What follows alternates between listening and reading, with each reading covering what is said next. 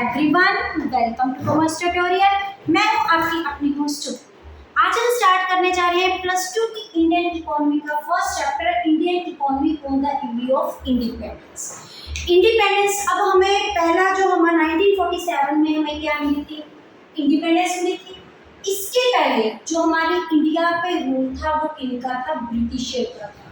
और उन्हीं जब ब्रिटिशर्स ने हमारी इंडिया में रूल किया तो उस टाइम में हमारी इंडिया की क्या कंडीशंस थी। ये तो हम जानते हैं कि जो ईस्ट इंडिया ब्रिटिशर रूल हमारे इंडिया में कब से स्टार्ट हुई थी, दैट इज 757 में हमारी क्या हुई थी, बैटल ऑफ प्लस हुई थी। जो इसमें हुई थी ईस्ट इंडिया कंपनी और दूसरी तरफ क्या था, सिराजुद्दौला, जिसमें ईस्ट इंडिया कंपनी की क्या हुई थी, वो जीत गए थे, सिराजुद्दौला हार गया था।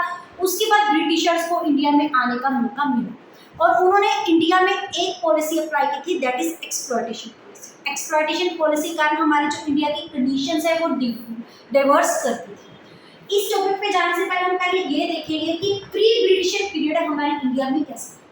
ब्रिटिशर्स के आने से पहले हम जानते हैं कि जो हमारा इंडिया है वो सेल्फ सफिशिएंट था, बहुत अच्छी कंडीशन में था।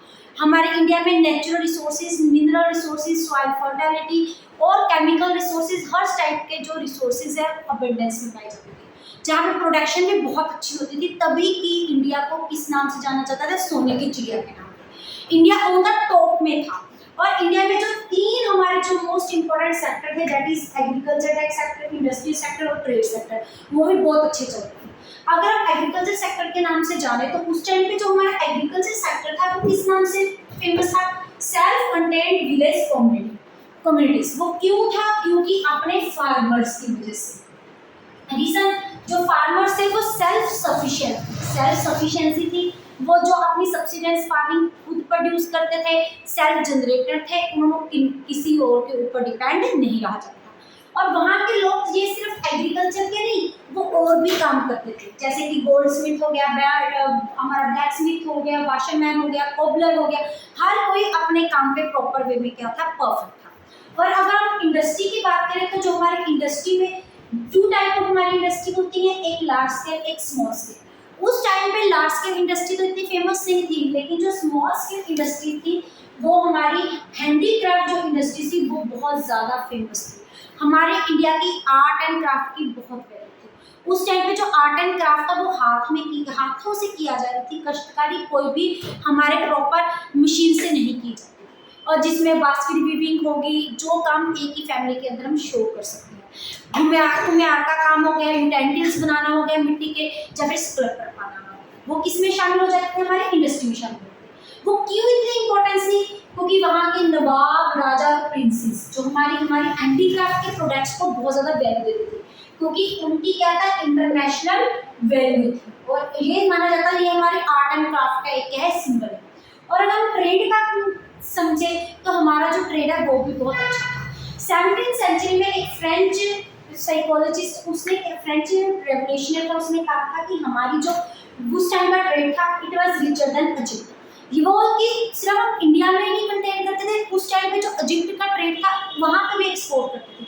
जितनी भी वहाँ की कंट्रीज थी उससे ये बहुत ज़्यादा अच्छा था हमारा। यही रीज़न है कि ब्रिटिशर्स इंडिया में आना चाहते थे, वो ब्रिटिशर्स इंडिया में एंटर करना चाहते थे, क्योंकि इंडिया में मिनरल्स बहुत अच्छे थे, सॉइल बहुत अच्छी थी, वो आके एक्सप्लॉइट करना चाहते ताकि वो अपने बिजनेस को क्या कर सके, एक्सपेंड कर सके। और पहले हम देख चुके हैं कि 757 में उन्हें ये रूल मिल गया। और अगर हम देखें कि प्री ब्रिटिशर जो रूल है उसको किस नाम से जाना जाता है, प्रोस्पेरिटी एंड स्टेबिलिटी। प्रोस्पेरिटी भी हम पूरे खुशहाल थे, स्टेबल, हम अपनी लाइफ में एक तरह की स्टेबल थे और हमें कोई भी चीज़ चेंज करने की जरूरत नहीं। लेकिन जब ब्रिटिशर्स आए उन्होंने हमारे तीनों ही सेक्टर्स पे एडवर्स इफेक्ट डाला। वो कैसे डाला, आज हम डिस्कस करेंगे एग्रीकल्चर, इंडस्ट्रीज का एंड ट्रेड को, we will take into account the next topic. सबसे पहले देखेंगे एग्रीकल्चर। एग्रीकल्चर में क्या था, ब्रिटिशर्स के आने के बाद हमारी productivity, low production and low productivity, जो इंडिया में एग्रीकल्चर की प्रोडक्शन थी वो भी बहुत कम थी और प्रोडक्टिविटी भी बहुत कम थी। प्रोडक्शन तो हम क्या बोलते थे लोगों को, that is our total output. और प्रोडक्टिविटी को क्या बोलते हैं, प्रोडक्टिविटी पर हेक्टेयर। एक हेक्टेयर के ऊपर हम जितनी प्रोडक्शन कर रहे हैं that is most of the productivity.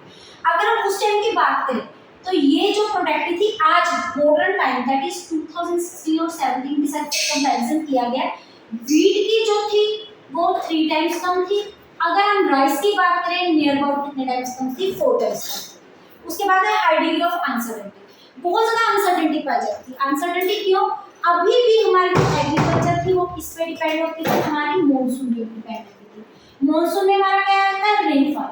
अगर तो रेनफॉल बहुत अच्छी हो रही है तो हमारी प्रोडक्शन बहुत अच्छी होती थी, और जिस ईयर में हमारी रेनफॉल नहीं होती थी उस टाइम पे अच्छी नहीं होती थी। और जो ब्रिटिशर्स इसको सिर्फ हमारे एग्रीकल्चर सेक्टर को एक्सप्लॉइट करते थे, उन्होंने हमारे यहाँ पे इरिगेशन फैसिलिटीज पे बिल्कुल भी ध्यान नहीं दिया गया। जैसे आजकल तो इरिगेशन के लिए we are going to construct canals as well as the rivers, लेकिन उस टाइम में ऐसी कोई पॉसिबिलिटी पे ध्यान नहीं दिया जा रहा था। वो सिर्फ और सिर्फ प्रोडक्शन तक ही उनका मतलब था। उसके बाद डोमिनेंस ऑफ सब्सिडाइज फार्मिंग, जो हमारे उस टाइम फार्मर्स की जो आउटलुक बनी हुई थी वो क्या थी, सब्सिडाइज फार्मिंग। अब सब्सिडाइज फार्मिंग होता है when we are producing only for self consumption, जब हम सिर्फ सेल्फ कंजम्पशन के लिए प्रोड्यूस करते हैं उसको क्या बोलते हैं, सब्सिडाइज फार्मिंग। जैसे फैमिली में कितने मेंबर्स हैं, 4 मेंबर्स, जितना हम सिर्फ 4 मेंबर्स की कंजम्पशन के लिए प्रोडक्शन कर रहे हैं, उसके बाद जो हमारा जो कमर्शियल आउटपुट था उसको क्या किया जा रहा है, बिल्कुल इग्नोर किया जा रहा है। अब कमर्शियल आउटपुट क्या होता है, that is sale of market surplus in the market. जब हम मार्केट में जाके अपने प्रोडक्ट को सेल करते हैं उसको क्या बोलते हैं, कमर्शियलाइजेशन करना। अगर कमर्शियलाइजेशन होगी तभी हमारा क्या प्रॉफिट इंक्रीज होगा। उसके बाद है gulf between owners and tiller of the soil. Gulf क्या होता है, हमारा डिफरेंस, जो हमारा ओनर्स और टिलर्स ऑफ सॉइल में बहुत ज्यादा क्या पाया जाता है, डिफरेंस। इससे पहले अगर आप इनका स्क्रीनशॉट लेना चाहते हैं तो ले सकते हैं। सबसे पहले उस टाइम पे ओनर्स कौन होते हैं, ओनर्स क्या होते हैं, जो हमारी कंपनी के, जो हमारे फार्म के क्या होते हैं, लैंडलॉर्ड होते हैं। और टिलर्स कौन होते हैं, जो उसमें क्या करते हैं, काम करते हैं। जो लैंडलॉर्ड होते हैं वो क्या करते थे, जो टिलर्स को उनके खेतों में क्या करते थे, काम करते थे, जिनके रिटर्न बस क्या दी जाती थी, उनको वेजेस दी जाती थी। जो रिटर्न में वेजेस दी जाती थी वो बहुत ज़्यादा लो होती थी। इवन इनसे सब्सिस्टेंस फार्मिंग भी, उनकी सब्सिस्टेंस अपनी लाइफ को स्टाइल को जी कर सकते थे, अपनी बेसिक नीड्स दैट इज रोटी कपड़ा और मकान को भी फुलफिल नहीं कर पा रहे थे। और उसके बाद जो टिलर थे उनका एक आइडियोलॉजी बन गई थी कि वो उनकी लैंड, वो लैंडलेस है। लैंडलेस का मतलब उनके पास कोई भी लैंड नहीं है। अगर उनके पास कोई लैंड नहीं है तो उन्होंने प्रोडक्शन की इसके लिए करनी है सब्सिडेंस फार्मिंग के लिए, वो इसकी कमर्शलाइजेशन के ऊपर बिल्कुल भी ध्यान नहीं दे रहे थे, तो इसलिए वो कोई ज़्यादा एफर्ट्स नहीं लगा रहे थे। उसके बाद जो दूसरी तरफ थे हमारे जो ओनर्स हैं वो क्या करते थे, जितनी भी इनको सरप्लस आती थी, जितना भी इनको मनी मिलती थी, वो उससे क्या करते थे, अपनी लग्जरियस लाइफ जीते थे, अपना इंजॉयमेंट करते थे और लैंड की फर्टिलिटी पे बिल्कुल भी ध्यान नहीं करते थे। जब दोनों ही पार्टीज में ये क्या करते थे, अपनी तरफ बिल्कुल एफर्ट्स नहीं करते थे, क्योंकि इनको क्या पता था ये लैंड उनकी टिलर्स की नहीं है, तो ये क्या करते थे, सिर्फ उतना प्रोड्यूस करते थे जितना कि सब्सटेंस का आउटपुट हो सके, क्योंकि इन्होंने लैंडलॉर्ड से क्या लिया हुआ था, लोन लिया हुआ था। तो यही रीजन था कि उनमें जो डिफरेंस था वो बहुत ज्यादा क्या हो रहा था, इंक्रीज हो रहा था। नेक्स्ट है small and fragmented holding. Small का क्या, छोटी फ्रैक्शन थी, बिखरी हुई। अगर किसी लोगों के पास होल्डिंग मतलब उनकी लैंड, अगर किसी पर्सन के पास लैंड होती भी थी, एक तो वो स्मॉल साइज से थी और एक वो फ्रेगमेंटेड थी, मतलब इधर उधर क्या हुई थी, बिखरी हुई थी। और जिसके कारण अगर तो लैंड हमारी कंबाइंड होती है, एक प्रॉपर एरिया में होती है, तो प्रोडक्शन उतनी ही अच्छी होती है। लेकिन अगर हमारी लैंड स्मॉल और फ्रेगमेंटेड हो, एक हमारी आउटपुट क्या होती है, कम होती है, दूसरी तरफ से इसकी कॉस्ट ऑफ प्रोडक्शन क्या आती थी, बहुत ज्यादा हाई थी। लैंड रेवेन्यू सिस्टम, जो हमारा उस टाइम पे लैंड रेवेन्यू सिस्टम था वो क्या था, हमारा 3 टायर सिस्टम। ये 3 टायर सिस्टम हमारा क्या होता है, ऐसे कि 3 टायर सिस्टम है। एक तरफ क्या होती थी, गवर्नमेंट, दूसरी तरफ हमारा क्या होते थे, जमींदार, और तीसरी तरफ क्या होते थे, टीलर्स। ब्रिटिशर्स के आने से पहले ये ऐसा कोई भी सिस्टम एग्जिस्ट नहीं कर रहा था। डायरेक्ट कॉन्टैक्ट था बिटवीन द फार्मर्स और किंग के बीच। उन्होंने जो भी लैंड देना, जो भी टैक्स देना था वो डायरेक्ट किसको देते थे, किंग को देते थे। लेकिन इस टाइम पे एक इंटरमीडिएट्स जुड़ गया था उनके बीच में, हो गया था जिमीदार्स। और जिमीदार्स को क्या माना जाता है, they are the owners of their land, they are the landlords. और जिमीदार्स ने गवर्नमेंट को क्या देना होता था, टैक्स, लैंड रेवेन्यू देना होता था। इसके बदले में गवर्नमेंट ने इसको क्या बोला था कि आप अपना जितना भी लैंड है वो काम करवा के इससे आप चार्ज कर सकते टिलर से चार्ज कर सकते हैं और जितनी मर्जी अमाउंट में चार्ज कर सकते हैं। जितना आपका दिल करे आप टिलर्स को क्या कर सकते हो, एक्सप्लॉइट कर सकते हो। हमें सिर्फ अपनी कितनी किस तक मतलब है, सिर्फ और सिर्फ लैंड मतलब है, हमें इतनी लैंड की रेवेन्यू मिल जानी चाहिए। आप चाहे टिलर्स को एक्सप्लॉइट करो जैसे मर्जी। दूसरी तरफ टिलर्स ने जमींदार से क्या लिया हुआ था, लोन लिया हुआ था। अपने लोन को कवर अप करने के लिए फोर्सफुली उनको अपनी जितनी भी प्रोड्यूस थी एट अ लो कॉस्ट इनको सेल करनी पड़ती थी, इस जमींदार को सेल करनी पड़ती थी। और उसके बाद सेल करने के बाद जो उनको प्रोड्यूस मिलती थी, जो वेजेस मिलती थी, वो इतनी थी जिसके साथ वो क्या कर सकते थे, इवन सब्सिडेंस भी नहीं हो सकती थी, मीन्स उनकी बेसिक नीड्स नहीं पूरी हो सकती थी। और जिनके कारण बहुत ज़्यादा टिलर की क्या होती थी, एक्सप्लॉइटेशन होती थी। और इंडिया में जो पॉवर्टी है वो डे बाय डे क्या हो रही थी, इंक्रीज हो रही थी। जो टिलर्स हैं वो और गरीब हो जा रहे थे, जो जमींदार है वो और रिच क्या हो रहे, वो भी रिच हो रहे थे, लेकिन वो जितनी भी उनकी लैंड रेवेन्यू आ रही थी वो ना तो सॉइल की फर्टिलिटी पे ध्यान दे रहे थे, जैसे हम पहले बात कर चुके हैं, और साथ में कौन सी लाइफ जीते थे, लग्जरियस लाइफ जीते थे, जिनके कारण हमारी लैंड की फर्टिलिटी और कम होती गई, हमारे एग्रीकल्चर सेक्टर और बैकवर्ड और स्टैग्नेंट होता है। नेक्स्ट है हमारा कमर्शियलाइजेशन। ब्रिटिशर्स ने इंडिया में आके कौन सा कंसेप्ट शुरू करते हैं, कमर्शियलाइजेशन। उन्होंने पहले तो जो हमारे इंडिया में कौन से क्रॉप्स प्रोड्यूस की जाती थे, जैसे वीट, राइस, मेज, जिसका हम क्या करते थे, सब्सिडेंस करते थे। तभी तो हम क्या थे, सेल्फ डिपेंडेंट थे, किसी के ऊपर भी डिपेंडेंट नहीं थे। लेकिन जब ब्रिटिशर्स आए तो उन्होंने राइस और वीट की प्रोडक्शन को क्या कर दिया, बंद कर दिया। इनकी जगह पे उन्होंने वो प्रोडक्ट की प्रोडक्शन शुरू की जिनकी ब्रिटिशर्स में बहुत ज़्यादा क्या थी, इंडस्ट्रियलाइजेशन में डिमांड थी। जैसे कि इसकी बेस्ट एग्जांपल हमारी क्या है, इंडिगो है। इंडिगो एक तरह का क्या होता है, कपड़ा होता है, कलर होता है, जो कि कपड़े को डाई करने में क्या होता है, काम आता है। और जैसे ही इसकी कल्टीवेशन क्यों यहाँ पे इंक्रीज की गई, क्योंकि इंडिया की सॉइल की फर्टिलिटी बहुत ज़्यादा थी। और इनके इस वजह से तो इंडिया का क्या शुरू हो गया, कमर्शियलाइजेशन का क्या कंसेप्ट स्टार्ट किया। लेकिन इंडिया के लोग अपनी बेसिक नीड्स को फुलफिल करने के लिए जो क्रॉप्स थे उनको फोर्सफुली परचेज करनी पड़ती थी। कहाँ से परचेज करनी पड़ती थी, मार्केट से परचेज करनी पड़ती थी, ताकि वो क्या कर सके, अपनी सब्सिडेंस को अचीव कर सके। यही सारे फीचर्स हैं, यही उन्होंने ऐसे कंडीशंस चूज की जिसके कारण जो हमारे एग्रीकल्चर की इंडस्ट्री है उसको किस नाम से जाना जाने लगा, stagnant, backward and no efforts to increase, कि इसमें कोई एफर्ट्स नहीं शो किए थे, इसकी में कुछ भी इंक्रीमेंट कर सकते। ये थी हमारी एग्रीकल्चर की कंडीशन। उसके बाद आती है हमारी इंडस्ट्रियलाइजेशन। हम पहले बात कर चुके हैं कि हम इंडिया की इंडस्ट्रियलाइजेशन इसके लिए फेमस थी, हमारी हैंडीक्राफ्ट के लिए फेमस थी, और इतनी ज़्यादा थी वहाँ के प्रिंसेस, वहाँ पे नवाब राजा, इसमें बहुत ज़्यादा इंपॉर्टेंस देते थे। तो ब्रिटिशर्स ने कौन सी पॉलिसी स्टार्ट की, systematic deindustrialisation. Deindustrialisation means उन्होंने हमारी इंडस्ट्रियलाइजेशन को खत्म करने की कोशिश की, क्योंकि उनको ये था कि हमारे जो इंडिया के हैंडीक्राफ्ट के प्रोडक्ट है they can compete the Britishers product. तो उसके लिए हैंडीक्राफ्ट को डिस्ट्रक्शन करने के लिए उसने मेनली कौन सी पॉलिसी शुरू की, एक तो है हमारी एक्सपोर्ट पॉलिसी और दूसरी हमारी पॉलिसी है टैरिफ पॉलिसी।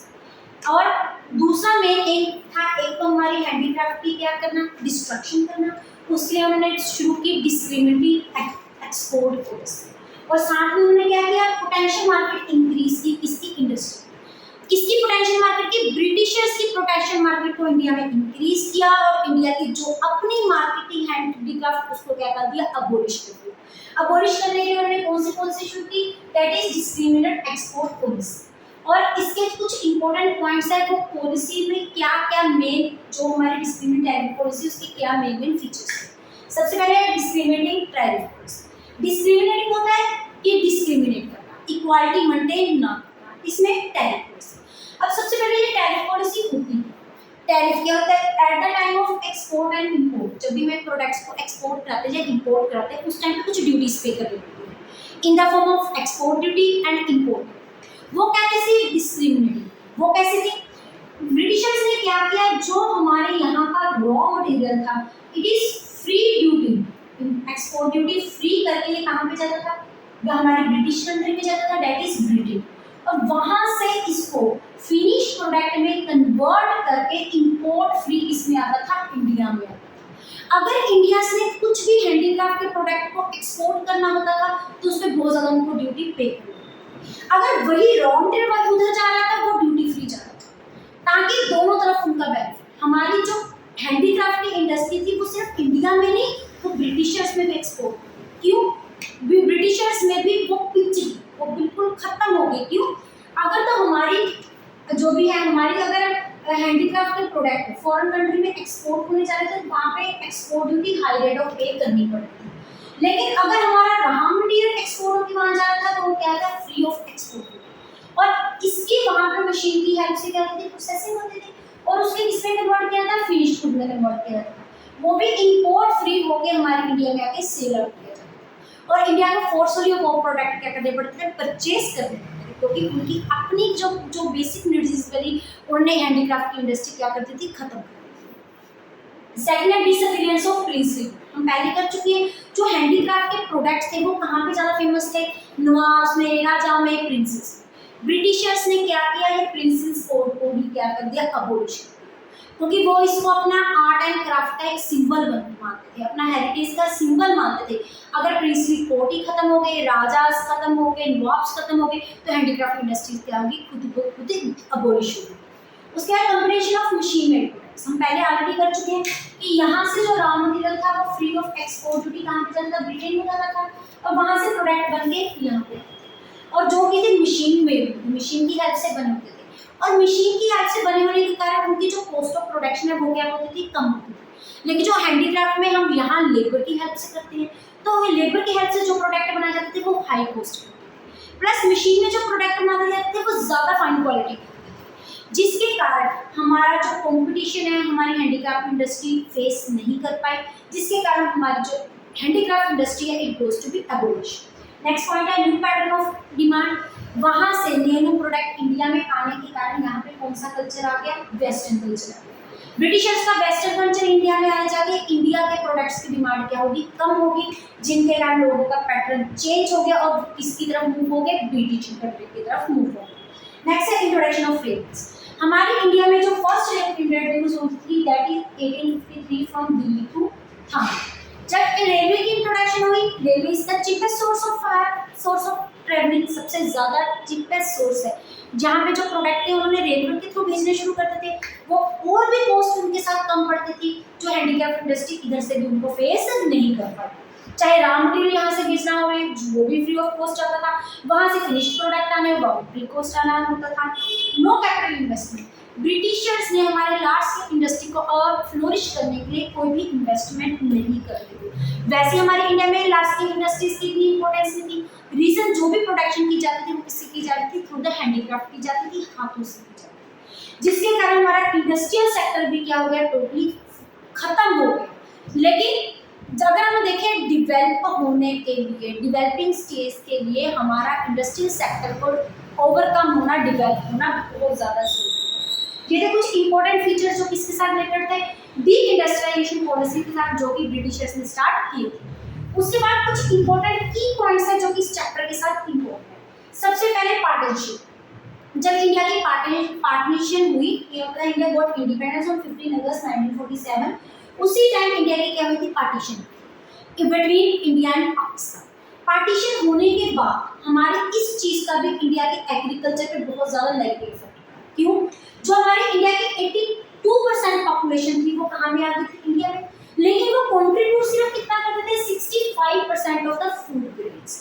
और जो हमारे मेन फेमस एरियाज थे जहाँ पे प्रोडक्शन की जाती थी, जहाँ की सॉइल बहुत ज़्यादा फर्टाइल थी, that is west Punjab and Sindh, वो किधर वाली साइड चले गए थे, पाकिस्तान साइड चले गए, जिसके कारण इंडिया के एग्रीकल्चर को बहुत ज़्यादा नेगेटिव इफेक्ट पड़ा। उसके बाद एक और की पॉइंट है दैट इज फैमिन्स।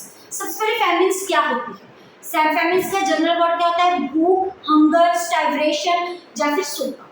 इंडिया को ब्रिटिशर्स के आने के बाद फैमिलीज को क्या करना पड़ा था, फेस करना पड़ा, क्योंकि हमारे यहाँ पे फूड ग्रेन्स की क्या हो गई थी, कमी हो गई, क्योंकि उन्होंने क्या स्टार्ट कर दी थी, कमर्शियलाइजेशन, और तो उन्हें बेसिक सब्सटेंसेस को खरीदने के लिए मार्केट में जाना पड़ता था, क्योंकि उन्हें इंडो वगैरह की प्रोडक्शन क्या करती थी, इंक्रीज।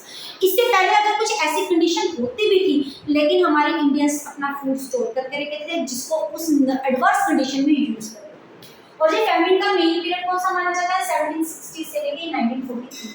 लेकिन बंगाल का फैमिन 1769 से 70 तक ये बहुत ज़्यादा फेमस है और फर्स्ट टाइम ऐसी फाइनल था जो कि इंडोनेशियन बंगाल को इंडिया में फेस करनी पड़ी थी और इसमें नियर अबाउट 85 मिलियन लोग क्या गए थे, मर गए। ये था हमारा आज का इंपॉर्टेंट सेशन, यहीं पे खत्म होता है। अगर आप इनका स्क्रीनशॉट लेना चाहते हैं तो ले सकते हैं। वीडियो अच्छी लगे इसको लाइक करें, ज़्यादा से ज़्यादा शेयर करें, चैनल को सब्सक्राइब करना ना भूलें। Thank you, have a nice